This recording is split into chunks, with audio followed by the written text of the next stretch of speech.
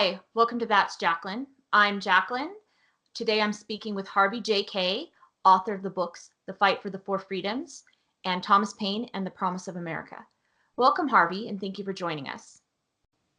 Oh, thank you. It's a pleasure. It's also very nice to be able to see the person I'm talking to. Yeah, I really like that. I appreciate that. We just mentioned to people that we've been struggling to get this set up just right so that the light that seems to be coming in from the side of the blinds doesn't land directly in my face, okay?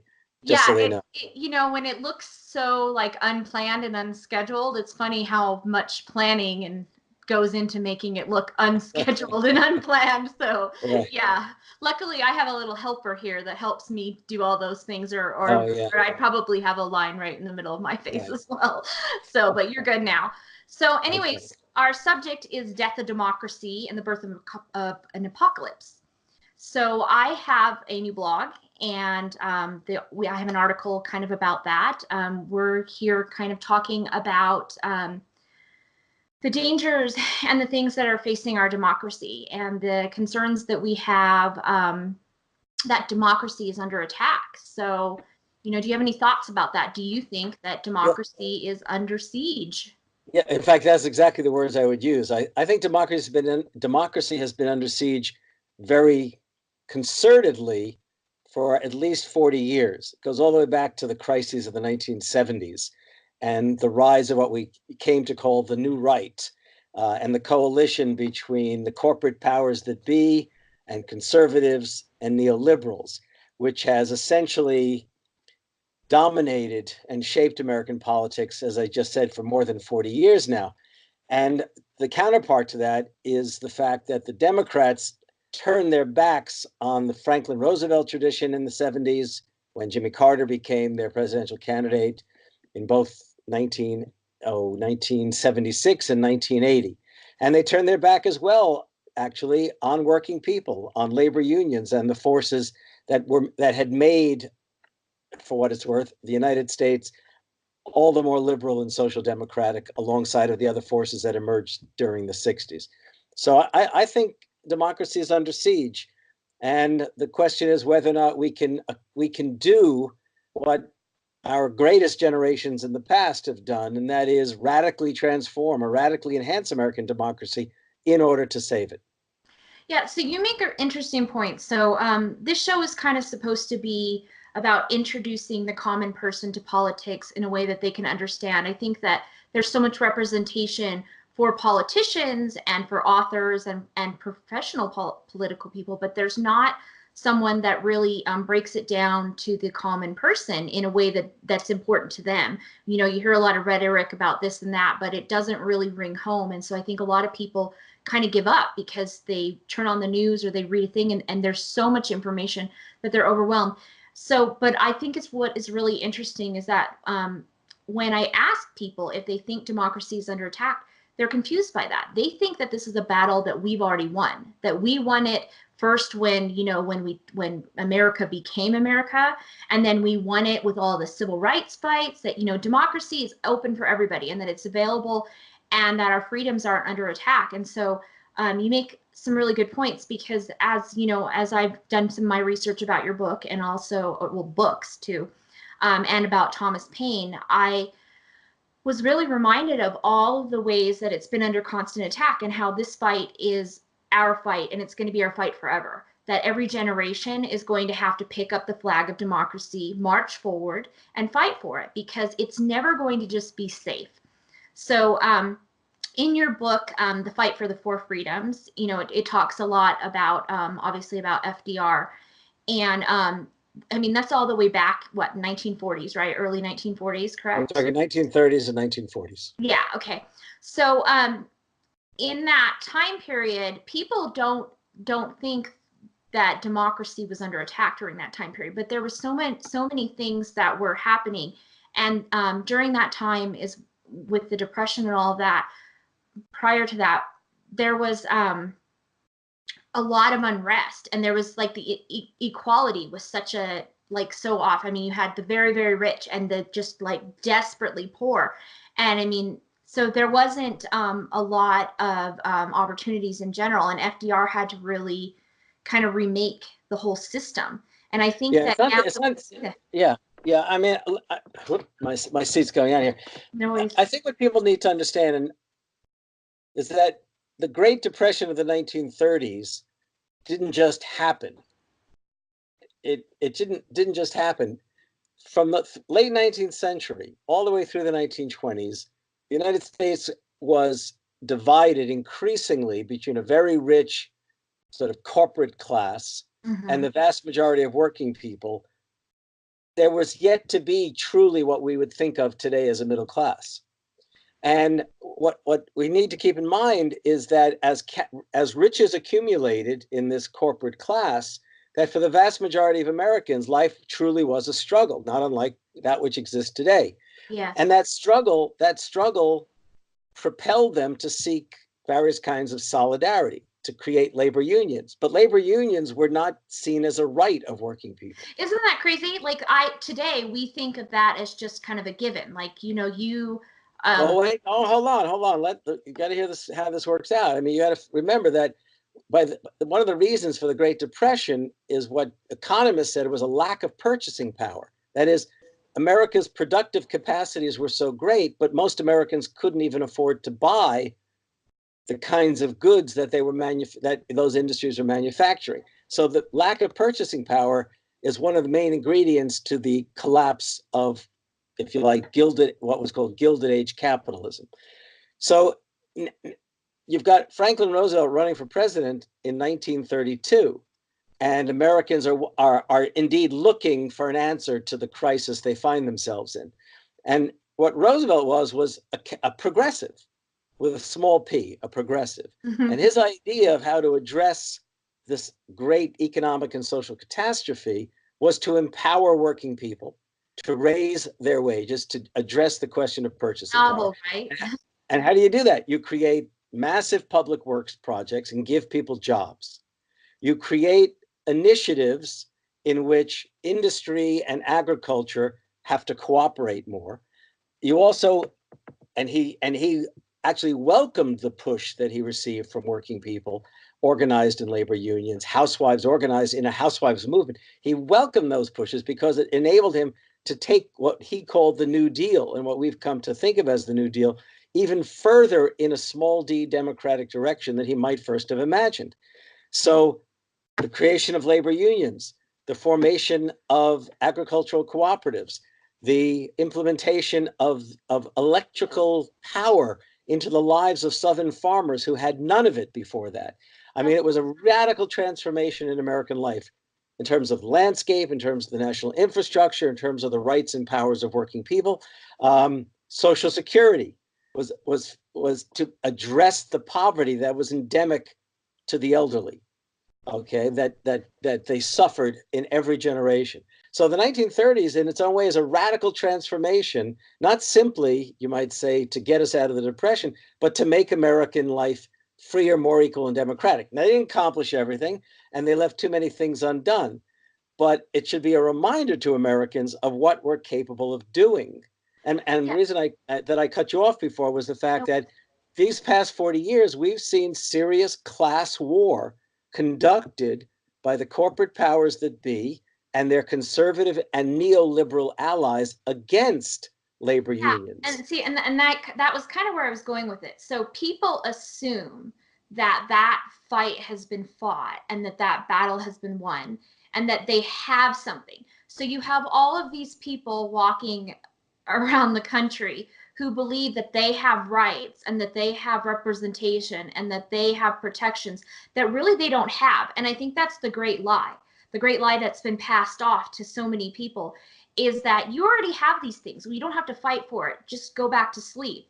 And you know, the New Deal, I love the term the New Deal, because it really was that. It was, here's your reality and here's what it's going to be. This is a new deal for you. All of the rules that were oppressing you, all the things that were pushing you down, all of the things that were keeping you in poverty, all the things that were making you suffer and face a whole life of suffering, and your children face a whole life of suffering, are going to be erased. We are going to listen to the problems you have, and we're going to come up with a solution for all.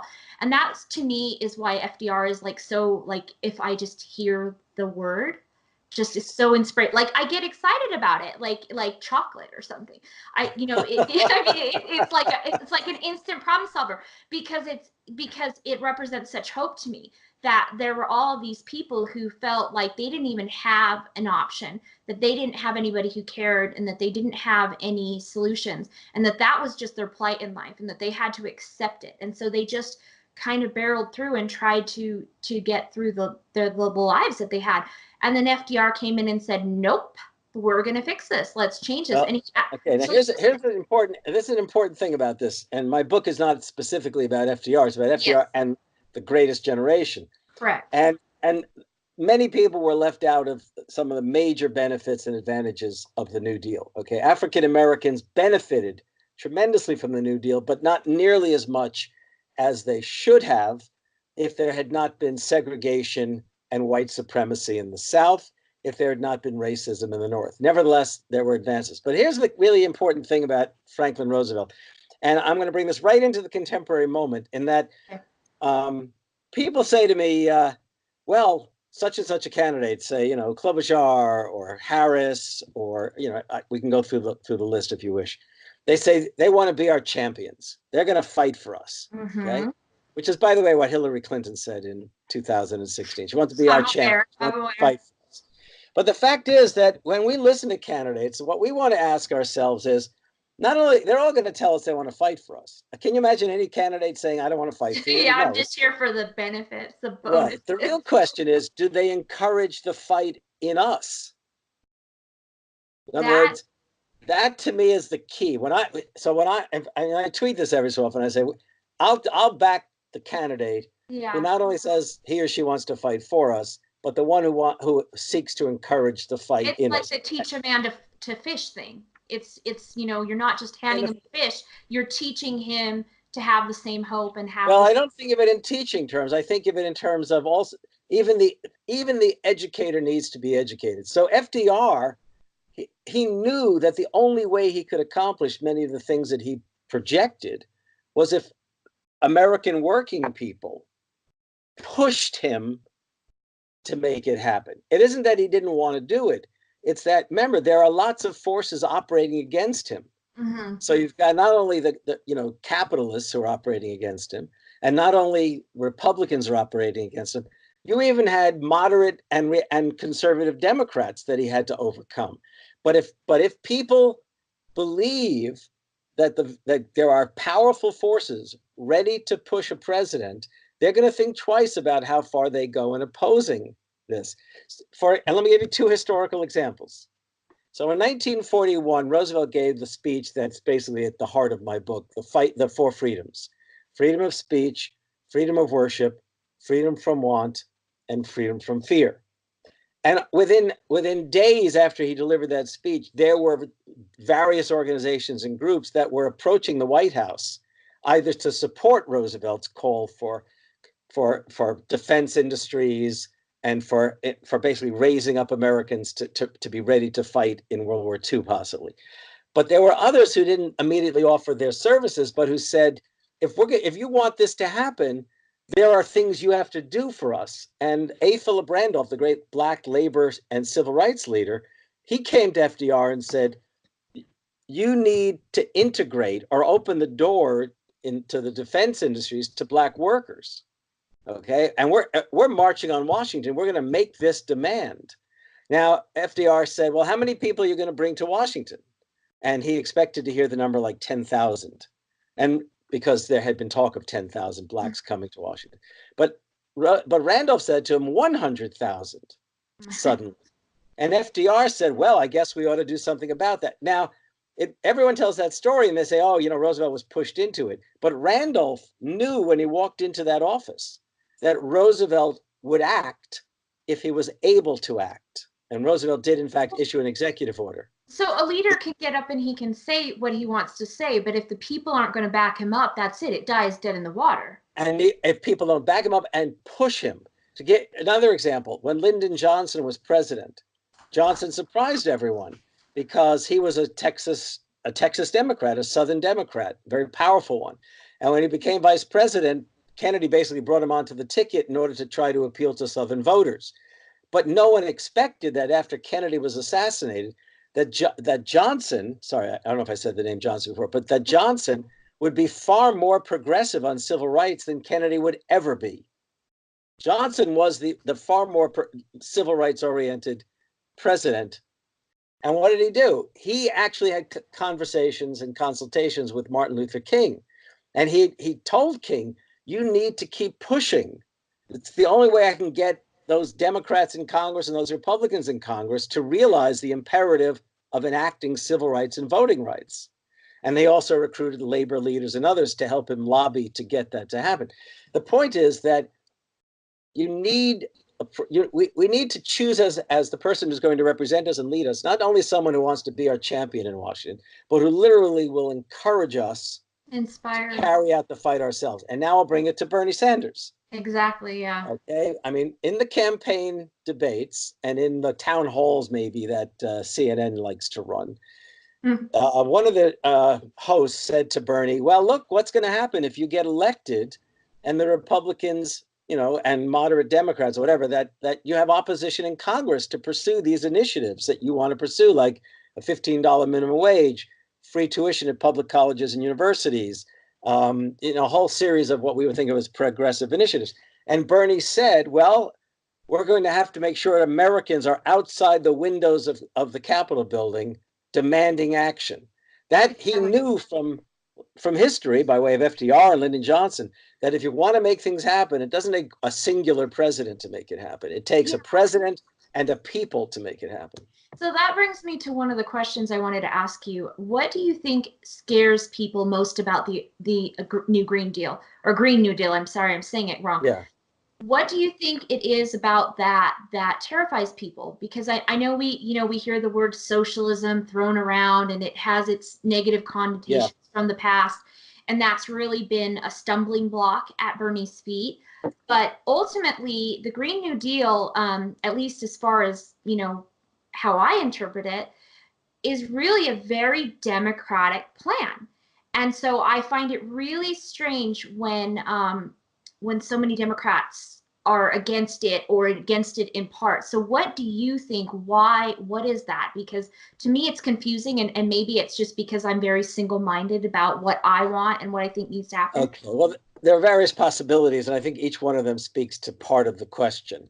So, for example, the fact that it was a young Democratic Socialist Congresswoman and her small coterie and Markey of Massachusetts who proposed it. Actually, that Markey backed it was a really interesting sign. But the fact that it was a young socialist woman congressperson who's, that obviously must have shaken up Democrats, like they're being outflanked. Yeah, like there's this new invasion coming from a direction that they've never seen before. Right. Okay, that's number one. Number two, it is the case that all too many of those Democrats who we are compelled to vote for, because that's basically our given choice, they are receiving monies from the fossil fuels industries.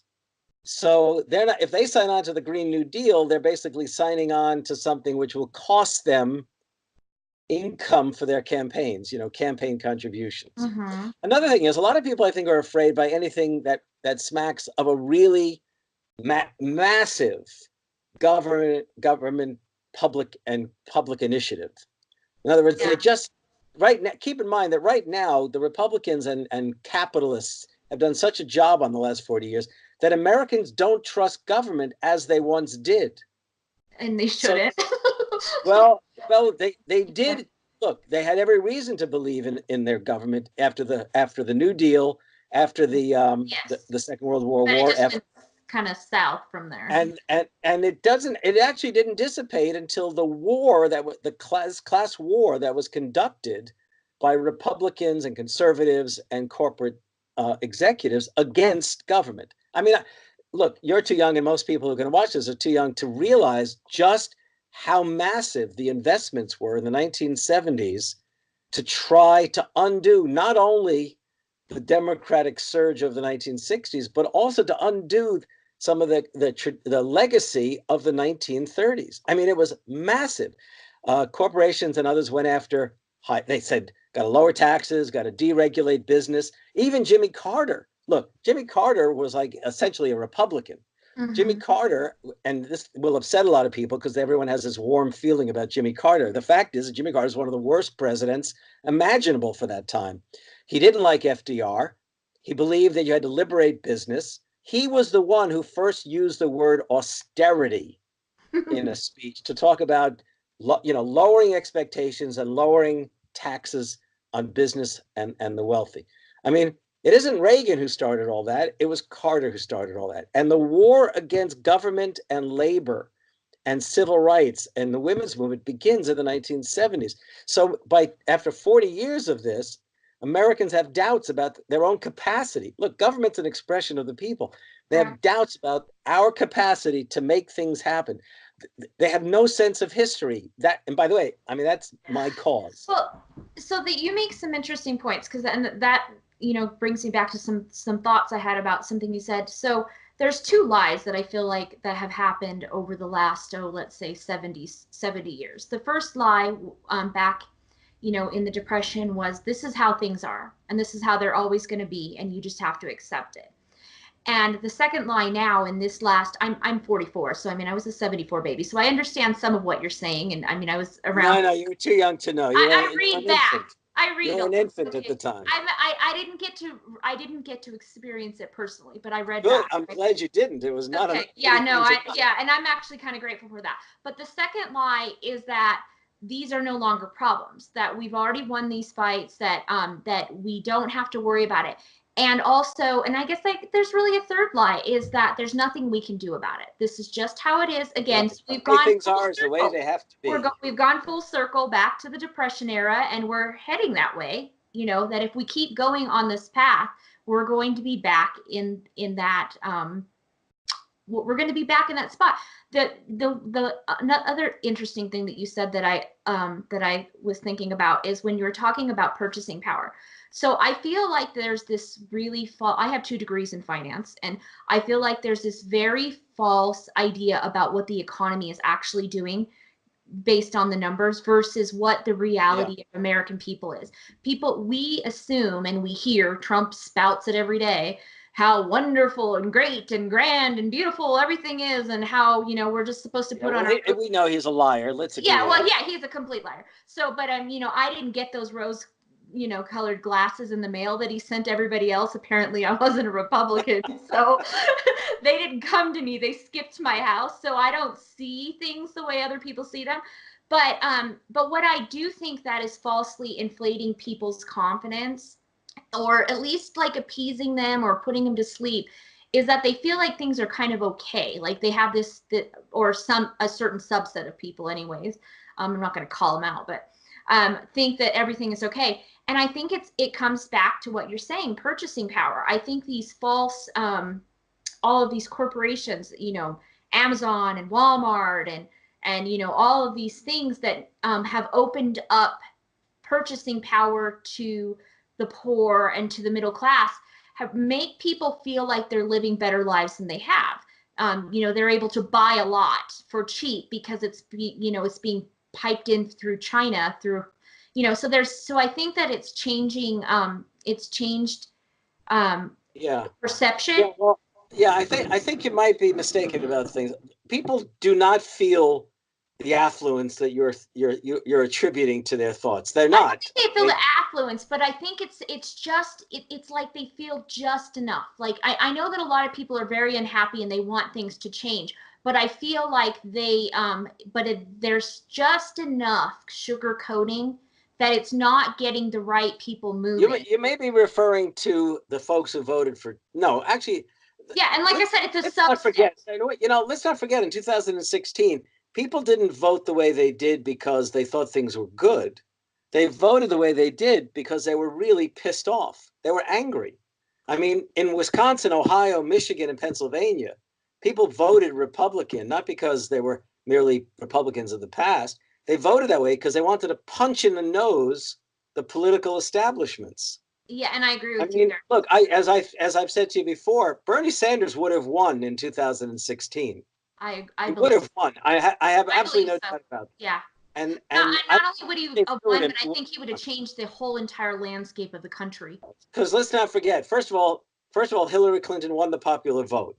And Bernie could have done that as well. But the other thing was, in the key states of Wisconsin, Michigan, and Pennsylvania, maybe even Ohio, Bernie would have won those states. Trump would have come nowhere near winning in 2016.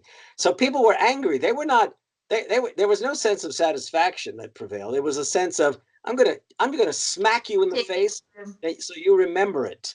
And that's what happened. People woke up the next morning, many people who had voted for Hillary and thought, how could this have happened?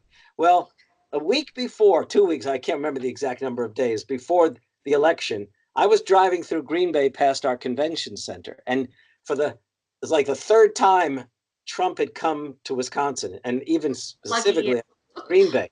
And I saw mostly women going into the convention center to see Trump. And I knew we were in trouble if women were going to turn out for Trump. Then yeah, we talked about this already, like on our own, that women, that I believe that women are really, they're controlling the conversation now. And so unfortunately he got a lot of women, you know, to support him. How? I don't know. Because they were angry. You know, everyone thinks that people just, you know, people may not remember the political and historical details of the past, but certain kinds of feelings about certain kinds of figures or certain kinds of groups, it builds up. Bill and Hillary Clinton were the powerhouses in the 1990s. And think about the 1990s. And I talk about this. I guess I don't talk about it specifically in that book, but I refer to it. And that is, first of all, they blew national health care. They blew it. Hillary ran the commission that was setting it up. They blew it. Yeah, they ran in saying that's what they wanted. Let me give you the list. Number two, Bill Clinton, the first thing he pushed through Congress against labor movement, the environmental movement, against even a lot of conservatives who backed the likes of Pat Buchanan, the old right-wing anti-Semite racist character. What they did is they enacted NAFTA, the North American Free Trade Agreement, which basically was like to punch out the labor movement, which spent a lot of money trying to fight its passage. This is the Clintons who promised, you know, hope and change. And let's not forget, okay, they moved to create mass incarceration, which Hillary was a main advocate for. I mean, over and over again, and they even I won't go into the details of it, but they so screwed up our banking system that we ended up in 2008 in the Great Recession. So people may not have remembered all the details, and I could go on and on and on. Don't forget, Bill Clinton signed an end to aid to families with dependent children. I mean, they acted like he was some kind of right-wing Republican, not a Democrat with a capital D. Now, may not have remembered all the details, okay? But they sure as hell didn't like them. They didn't like them. And when Hillary appears as the candidate in certain parts of the country, they were angry. And she took people for granted. She never came to Wisconsin to campaign. Yeah, and then she has an interesting path that she toured. I remember just like looking over the place from one rich home to another. Yeah, and I saw that. I actually I was living in San Diego when she came through, and I thought it was really interesting that my ex was an F-18 pilot, right? And so she came to Miramar and she was dressed in army drabs. No joke, in a whole suit. I have a picture of her shaking my ex-husband's hand, and we were divorced at the time, but anyways, so she came in and she did this entire speech about how she was going to how they were basically disadvantaged in the military, and she was going to make sure that they got the money they needed. And I know, right? I know, crazy that and this whole speech, someone sent me a video of it at the time. I had friends there at the thing. And then she turned around 10 minutes later, left there, and she did an interview. I think it was with Salt Lake Tribune, I believe, talking about how she wasn't going to increase military spending, and how, I mean, it was literally like everything she had just said. And somebody sent me this and they said, didn't she just say this? And I'm like, oh yeah, that's exactly what she said. So she's very good at playing the field, I guess. And yeah, I'm going to try to be nice here. He played the field one way and she played it another. Yeah, exactly. So she tried to cover all of her bases. But ultimately what it came down to is I don't think you know, she had her supporters and they were strong and everything, but she was not liked in general by either side. Even the people who you know, I would talk to people who were like, oh, you know, go Hillary, go Hillary, go Hillary. And their main thing was that they just, you know, they just didn't want Trump in no matter what. You know, that was it. They just. Well, it's important to realize that a lot of people just didn't know what Hillary was actually stood for. Exactly. Remember, her career had began as a spokesperson for Walmart. I actually did not know that. Yeah, back in Arkansas, which is a Walmart-based corporation, she was on the board of Walmart and a spokesperson. Yeah. I mean, where does it, you know, and then she pretends she's you know, she's going to fight for labor. Well, you're on the board of Walmart and then you say you're going to fight for labor. Come on, give me a break. I mean, it's just not going to happen. So what I'm getting at is, look, she won the popular vote. Most people did not want Trump to be president. That's the way to put it. But the fact was that there were enough people angry in this part of the country, the upper Midwest, down to Pennsylvania, that put it together to smack the Democrats and the Republicans, because most Republicans themselves probably had serious doubts about Trump. And we ended up in this situation we are. I mean, but this is, people have to realize this is not simply because my criticisms of Hillary that people didn't know who she was. I mean, it's that too, but it's also the fact that 40 years of class war from above and culture war campaigns not only transferred tremendous wealth from working people to the rich, so that we're back in the Gilded Age, a second Gilded Age of the late 19th century and the 1920s.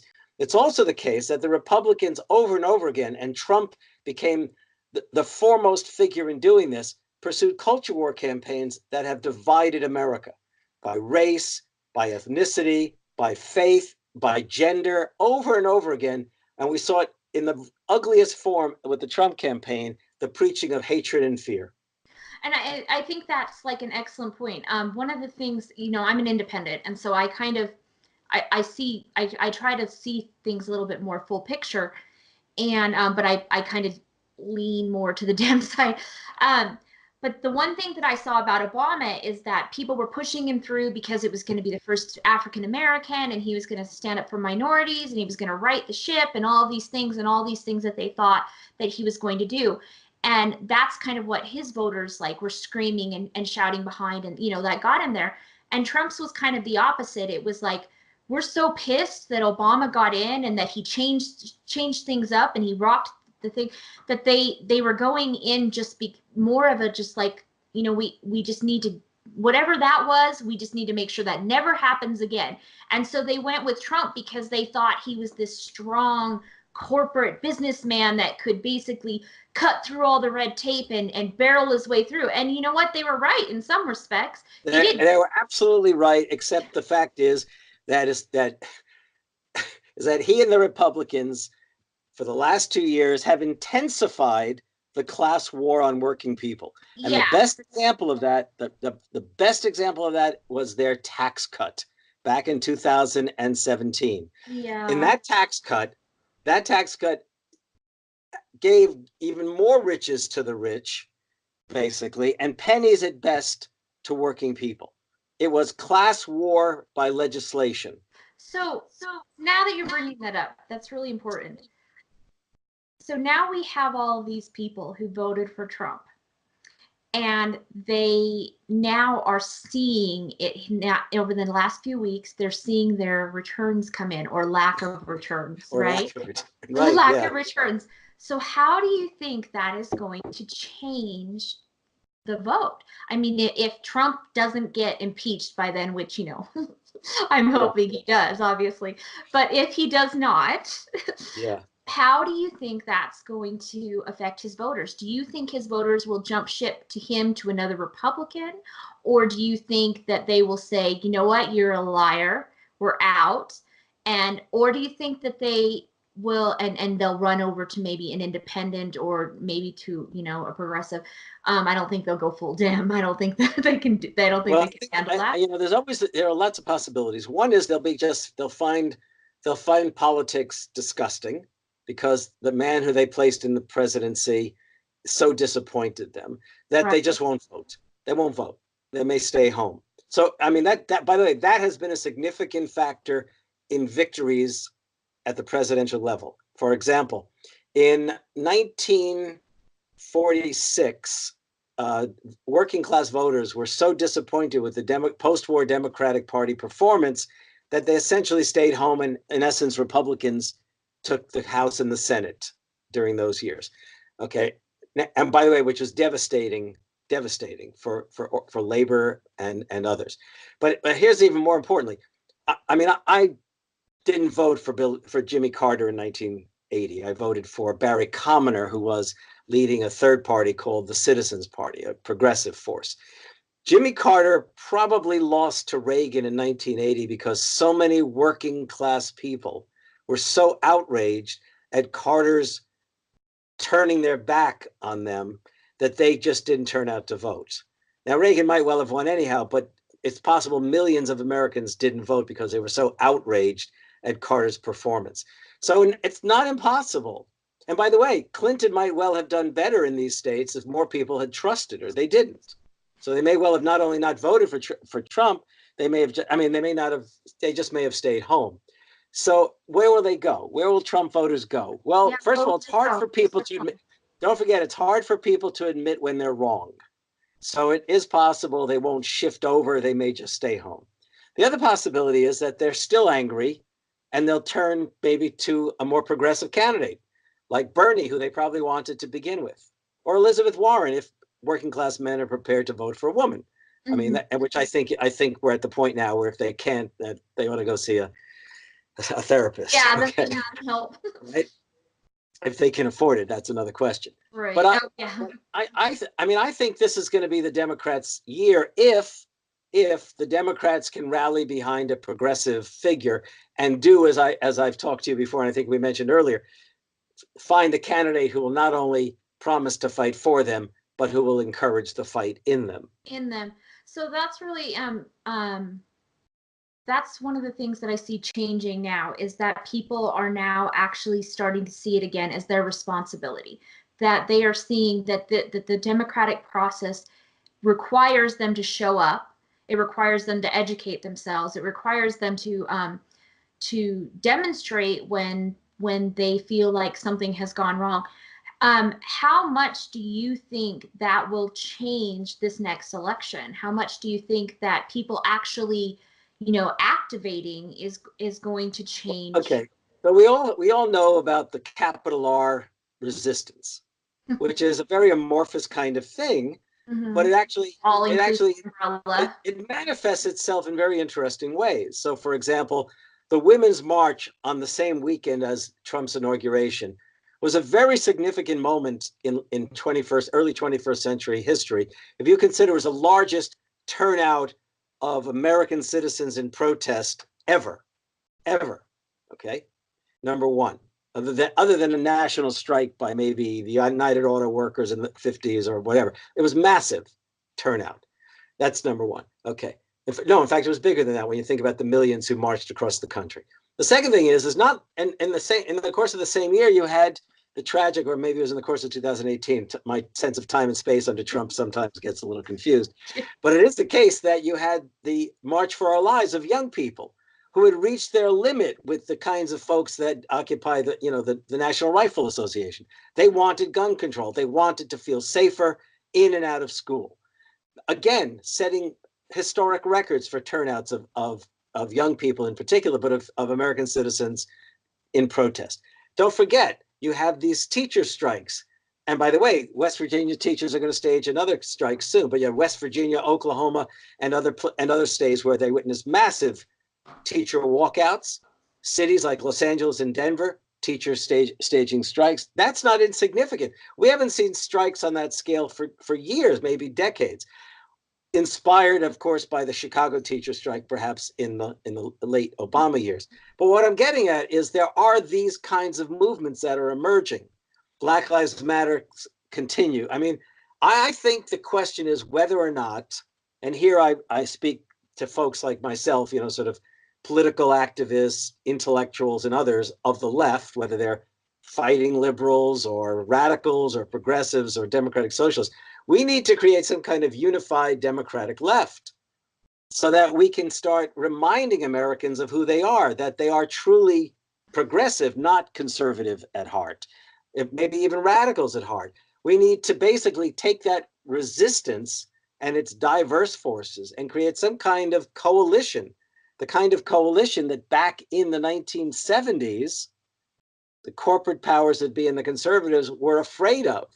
We need to fulfill the fears of conservatives and capitalists and create the kind of coalition that can radically transform America as they did in the 1930s, as we did in the 1930s. That's a really interesting point you make, because so how I learned about you is I actually saw you, I think on the news. You were there with, I think it was Rep. Jayapal, I love her, and John Cusack, and you guys were trying to get arrested, right? Isn't that No, I was not with John at the occasion. Oh, you weren't at that one that you were trying. I just remember that one of those ones I saw you. But anyways, my point is that people don't understand the power that actually demonstrating and organizing, and when you have a focused, clear message, how much better the outcome is. I think that one of the things that I was seeing when I was watching the news and reading stories and on social media was, you know, there's this protest and there's that protest, but in that particular protest, you had 10 different groups yelling 10 different messages. And I felt like that the message was getting lost. That you know, we're hearing this word intersectionality. Am I saying it right? You said it. It's a word I never use, but I hear a lot. Yes. Okay, so I'm always like kind of afraid to even say it because I'm pretty sure I'm saying it wrong. But it's supposed to be a representation of basically like we're all in this together, right? And that we're going to all fight for each other. The shame of it is that the very fact that you were wondering, did you say it properly, is a sign that it's a jargon word. It's okay. Yeah. See, and I personally, I have a problem with. But the idea is correct. The idea is correct. We need to create a coalition. We need to align ourselves together. We need, in essence, we need to come to understanding that we need to enhance American democratic life. Yeah, we all have a stake in doing that. So the problem that I was saying that I saw with that is that people did not feel unified. They were all kind of there shouting their own thing. And because of it, there was a lack of unification. And you're right. We need to get back into a position where we say, you know, whatever it is that's important to you, it's important to us, right? And that we're going to all fight together, and that there isn't going to, we're not here to get the spotlight on this or the spotlight on that. We're here to push forward for, you know, equal rights and good lives and prosperity for everyone, for good jobs and medical care and all these things that make an entire life happy. That it's not just one thing for the good life. That's exactly. And you know, it's really funny because you know, you talk about this a lot on Twitter. I love following your Twitter, and I'm always inspired by it. But you talk about, you know, that America needs to get radical again. And people hear that word radical and they imagine things like bombs and you know, IRA and things like that's what they think. But you know what? It's wrong, because you know, America, like you said, is all started out as radical, and we need to remember that radical side, and we need to remember that that, you know, radicals just really embracing the things that are important to us and being willing to fight for them, right?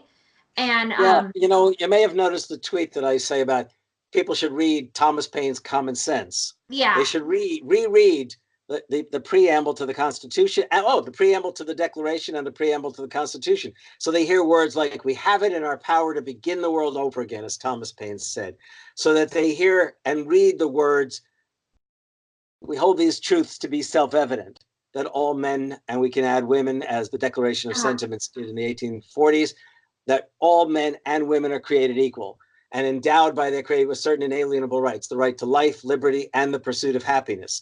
Look, life, liberty, and the pursuit of happiness means the right to a good life. And we create government to assure that we will all get to have that kind of good life. To read the speech of Lincoln at Gettysburg, which people sometimes laugh about because they had to try to memorize it when they were in school, you know, the government of the people, by the people, for the people. A new birth of freedom, a new birth of liberty. FDR's for freedom speech. Again, I repeat, freedom of speech, freedom of worship, freedom from want, freedom from fear. I mean, all the way through to Martin And Luther there's King. nothing radical about that. That's just like life, right? That's just like those are words that we think of. Look, you read those words to people, or you show a video of Martin Luther King at the Washington Monument at the March on Washington in '63. You read to them Lincoln's key words, the words of the Constitution, "We the people," and people respond to that.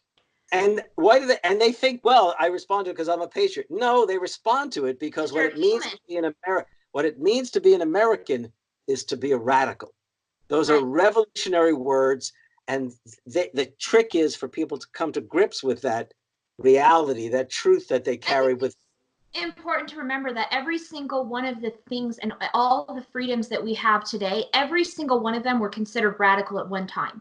To ask for a union was considered radical. It is today too, actually. To have women vote was considered radical. Right. To have African Americans be treated equally was considered radical. These were things that people just screamed. How can you possibly want this? How can you possibly fight for this? How dare you ask for this ridiculous thing? So the things that we're fighting for today, they're not ridiculous. They're just basic lives. And, living a happy, healthy life, having prosperity, being able to educate your children, being able to have hope, these, having food and housing and all these things. These are just things that people need to live. There is nothing radical about surviving. And I think that all of these things that have come before us, were things that people thought were inconceivable, where today, when we look at the things that we have already, it would be inconceivable if you tried to take one of those freedoms away. That would conceive. No, wait. I mean, sadly, conservatives have been very effective in getting Americans to deny who they are. So for 40 years, we've seen labor unions under siege. We've seen labor unions smashed. We've seen that happen. We've seen conservatives over the last 40 years make every effort to strip away the rights, the hard-won rights of women to control their own lives and their own bodies. We've seen voting rights under siege in the South and in other places. I mean, these are things that were hard-won rights, and for 40 years they have been under siege. And seriously, that's why I think we need to organize this broad left Democratic coalition and do what our parents and grandparents and great-grandparents did in the 1930s. Radically transform America for the better. So I think the one thing that that sticks out with me is that you can't, Trump can't come up and say, I'm going to take away your freedom of speech. He can't go up and say, I'm going to take, or the GOP or whomever, the powers that be, can't go up and just directly say, I'm going to take away freedom of speech. I'm going to take away freedom. He would never say, he wouldn't say it like that. He can't say that. But he rebrands those words, and he's taking away and he's chipping away at our democracy, and people don't even really see that it's happening, because he says, oh, this thing is absurd. This is absurd. And so people attack it, but they don't realize what they're really attacking is their own freedoms and their own protections. So I think that's one of the things that has become really evident in the last 10 years for me are the things but don't forget, I'm going to repeat, don't forget, the majority of Americans did not want him to be president. And the majority of Americans right now, even more of a majority, don't want him to be president right now. And even more significantly, we have a majority that we can haul together if we do our work properly, and not only win elections, we can start taking back America, and maybe, as I said, start to radically enhance American democratic life to provide the good life for ourselves. So that brings me to one of our final questions. I have a few, but what do you wish most that Americans knew? If there was one thing that you could tell them, that Americans knew, what would you tell them? Okay, I thought about that quite a bit when you gave me a heads up about some of this stuff. I actually think that if Americans could recognize, I'm not finished just with this point, but if Americans could recognize that they still feel the radical imperative and the democratic impulse created in the revolution, that would be a damn good start. If they could recognize it. Now, but let me go more recently, not recent in many people's lives, but recent in terms of history. I think that if Americans could come to grips with the fact that their own parents and grandparents and great-grandparents operated progressively, if not radically, in the 1930s to lift us out of the Great Depression, not only by regulating big business, not only by giving their labors to the Civilian Conservation Corps and the WPA and initiatives like that, but also to organize labor unions, to organize a national housewives movement, which encompassed women, not only Black women in Harlem and Jewish and Italian women in Brooklyn, but also, Scandinavian farmers' wives in the Dakotas and German Americans' wives in Wisconsin, all the way out to California, to guarantee that they not be taken advantage of by corporations. And moreover, that people could remember that it takes alliances and coalitions to make things happen. And, I think what it comes down to is, I don't expect everybody to read my book, The Fight for the Four Freedoms. They should. They really should. And thank you. But I would like them to think about the arguments of the likes of Thomas Paine and the likes of FDR, because those folks not only made arguments, they helped Americans transform and make history. And then maybe they can start to feel or understand why they feel angry, why they feel anxious about democracy, and that the power lies within their own solidarities. So I have your books here, and that's a really interesting point, because as I was rereading through them, I'd read them like this last year, but as I was rereading through them,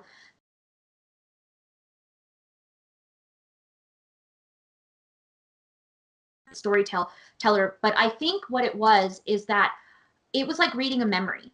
It was like reading who I am and what I want. All of the things represented in these books, and they come from two slightly different perspectives, but from different time eras and everything, really touched on the internal struggles that families and individuals have, and how these are eternal struggles. These are going to be every single generation is going to face these things, and every single generation can either try to fight alone and get nowhere and be an oppressed class, or they can fight together and they can get somewhere. And there were so many examples of things that people thought that were insurmountable, but when they got together, they were able to get through. So I think that I do highly recommend these books. I will read them and read them again. I have show people the picture of Thomas Paine. Yeah. Here's our guy, Thomas Paine. He has been my hero ever since I was 10 years old, Thomas Paine. Yeah, so that was one of my questions on there, because I'm really interested about that. I have 3 kids. I have a 24-year-old, an 18-year-old, and a 5-year-old. So I have the whole gamut, right?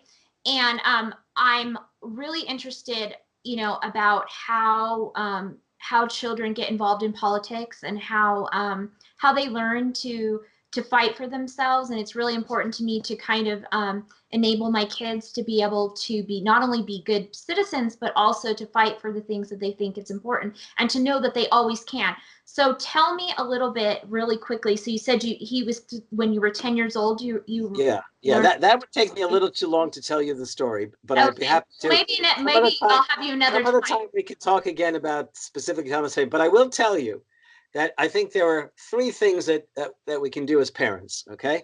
Okay. The first thing is that we should turn out ourselves. Okay. Okay. And if the occasion is okay enough, safe enough, we take our children with us. Let them see. Oh, for sure. Yeah, and I agree with that. Yes. Okay. The second thing is, I think we really have to encourage them to read the right kinds of things. Okay, that there are books for kids and for young people. Like I wrote a young adult biography of Thomas Paine that has been doing back in 2000. I'll have to check it out. Yeah, it's called Thomas Paine, Firebrand of the Revolution. Oxford University Press published it. And I'll just brag a moment. The New York Public Library awarded it the best book for the teen age in 2001 or 2000. Yeah, I love that. I love that you do that. On Twitter the other day, someone recommended. I was telling them that they should read my blog as a bedtime story, just as a joke. Yeah. And it got me thinking, maybe I should do a couple articles, specifically for children in a way that they can understand, because I think it's so Not a important to bad get them idea. started, Not a like bad idea. so, Right. and you had a third piece of advice for I think the other thing is to really encourage kids, not just to stand up for themselves, but to stand up for others. yeah, Okay? that's Not to important. stand by when anyone else is taking abuse or bullying or whatever else. Let them experience the strength of solidarity. I think that's important because I have a thought that you're converted to one or two things very in politics, that you're either converted to love or you're converted to hate. You either make all of your choices based on loving others and wanting to see them succeed and yourself and your family succeed, or you make all your choices on out of fear and out of hate and out of this sense of I've got to keep what's mine and I've got to keep them out on the outside of the door kind of thing.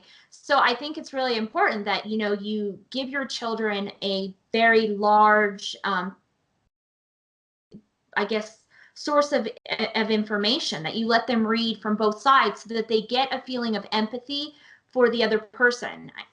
There's something that there's a lot of things that links these two books because I happen to be the author of the two of them. But Yeah. there's something that but there's something that links together Thomas Paine and Franklin Roosevelt, even though they are dramatically different, not just in the times in which they lived and how they pursued their lives. And one's a radical pamphleteer and revolutionary. The other is a young rising star of the Democratic Party who becomes president. But there's something that both of them shared, which enabled them to be among the greatest radicals and reformers in American history. And that is, they both had tremendous confidence in their fellow citizens. And that's important that we should be able that we should unite with others, not only for their sakes and ours to win the battle, but also to cultivate within us a sense of solidarity and confidence about who we are, not alone, but who we are together. Yeah, Okay, that's I at the bottom of my blog, I put a quote on there about Thomas Paine.